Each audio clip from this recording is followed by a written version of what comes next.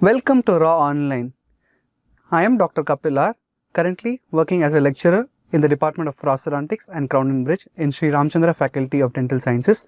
Today I will be presenting on the topic Sequelae of Complete Denture Wearing.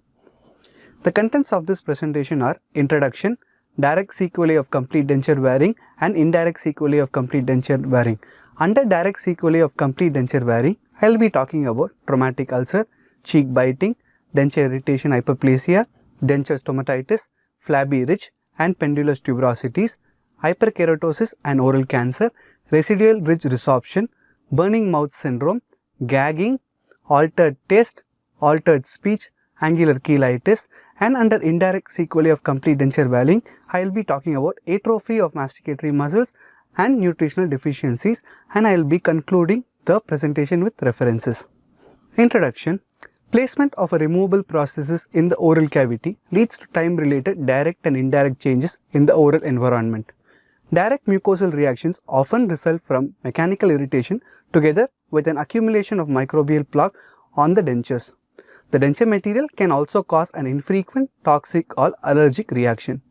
Long-term and continuous denture wearing can have a negative effect on the residual ridge formed because of progressive alveolar bone resorption. Direct sequelae of complete denture wearing can present as mucosal reactions, altered taste perceptions, burning mouth syndrome, gagging and residual ridge reduction. Under mucosal reactions, the direct sequelae presents as traumatic ulcer, cheek biting, denture irritation hyperplasia, denture stomatitis and hyperkeratosis. Traumatic ulcer. Etiology. Traumatic ulcers or sore spots most commonly occur within days after placement of new dentures.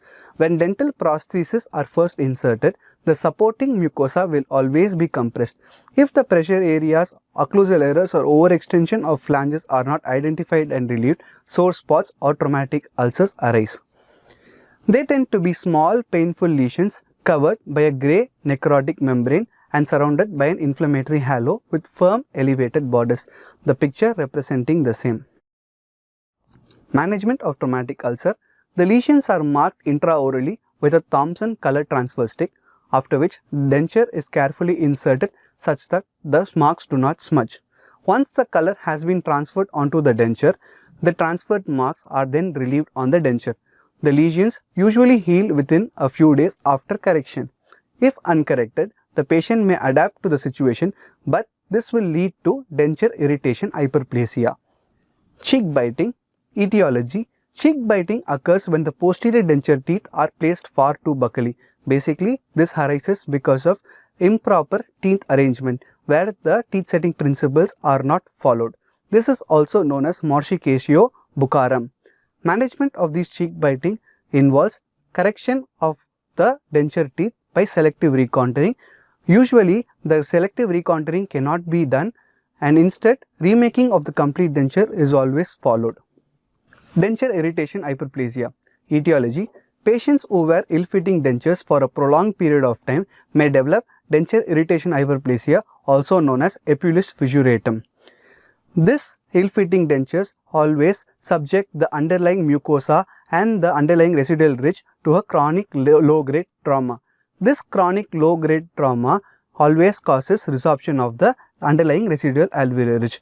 As a consequence of the resorption of the alveolar ridge, the denture moves further into the vestibular mucosa, creating an asymptomatic inflammatory fibrous tissue proliferation in the form of folds over the denture flange. The picture representing the same, you have your residual alveolar ridge and the arrow indicates the epulis fissuratum or denture irritation hyperplasia caused by ill-fitting dentures.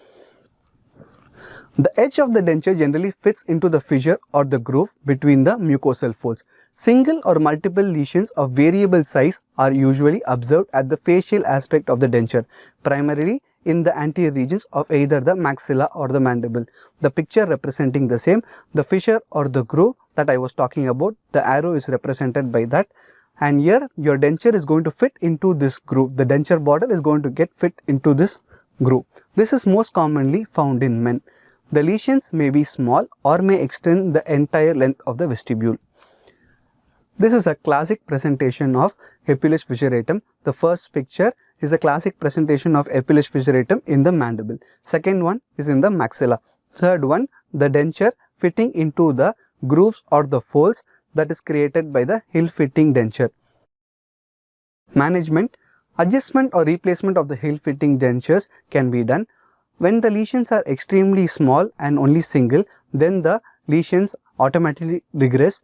When the lesions are large and are multiple, then surgical excision of the hyperplastic tissue should be done.